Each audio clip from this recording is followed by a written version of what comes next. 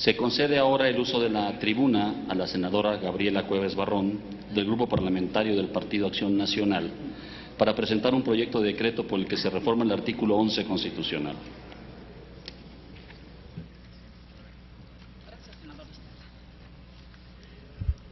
Compañeras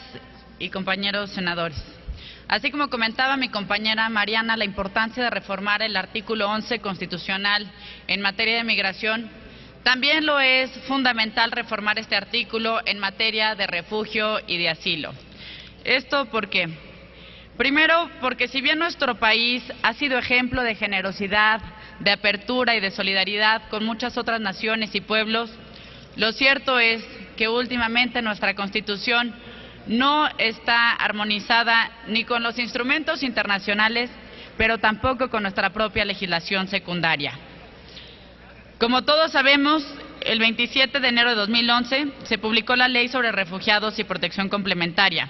un ordenamiento que representa un gran avance en esta materia porque cumple con los estándares que se han fijado en diversos instrumentos internacionales. Desafortunadamente, 5 meses después de esta publicación, se aprobó la reforma constitucional en materia de derechos humanos. Una reforma que sin duda alguna representó un auténtico cambio en la forma en la que vemos nuestro sistema jurídico.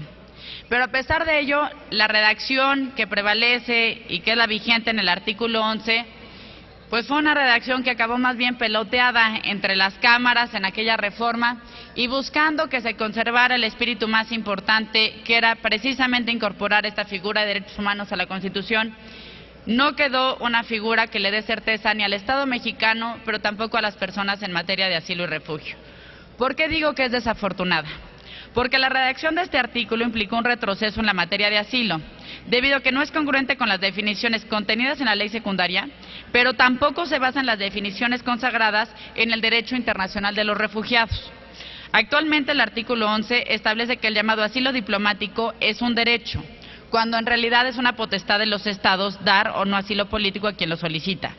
Esto quiere decir que México se encuentra obligado, como se encuentra actualmente en nuestra Constitución, a dar asilo político a cualquiera que se lo pida, sea un dictador, sea un genocida, sea un espía o sea un delincuente. Por otro lado, nuestra Constitución circunscribe el derecho a solicitar y recibir asilo a motivos exclusivamente de orden político, sin tomar en cuenta que en el sistema interamericano también se consideran condiciones que ponen en peligro la vida, la seguridad, la integridad o la libertad de las personas, situaciones que el artículo 11 establece erróneamente como causas de carácter humanitario, porque así se recibirá refugio. Por lo anterior, esta iniciativa que someto a su consideración busca adecuar el artículo 11 constitucional con el derecho internacional de los derechos humanos y el derecho internacional de los refugiados e incluso con nuestra misma legislación secundaria en los siguientes términos. En primer lugar, se reconoce el derecho de todas las personas a buscar y recibir asilo en territorio mexicano. Sin embargo, se otorga un grado de limitación al ámbito personal de la norma constitucional, en la medida que no a cualquier persona y por cualquier motivo se le va a reconocer el derecho a buscar y recibir asilo, sino solo en los casos en que la vida, la seguridad, la libertad o las integridades personales estén en riesgo. Asimismo, se prevé que no se reconocerá la condición de refugiado a quien se encuentre escapando de la justicia por delitos del orden común o por razones similares. En segundo lugar, la iniciativa establece que el derecho a solicitar y recibir asilo únicamente se puede ejercer en territorio mexicano, tomando en cuenta que el llamado asilo diplomático, aquel que se otorga en las legaciones mexicanas que están en el extranjero, es una potestad y una concesión soberana del Estado mexicano. Actualmente se encuentra esta confusión en nuestra Constitución. En tercer lugar, se propone incorporar como tercer párrafo del artículo 11 constitucional el principio de no devolución, congruente con muchos de los tratados que ha firmado nuestro país.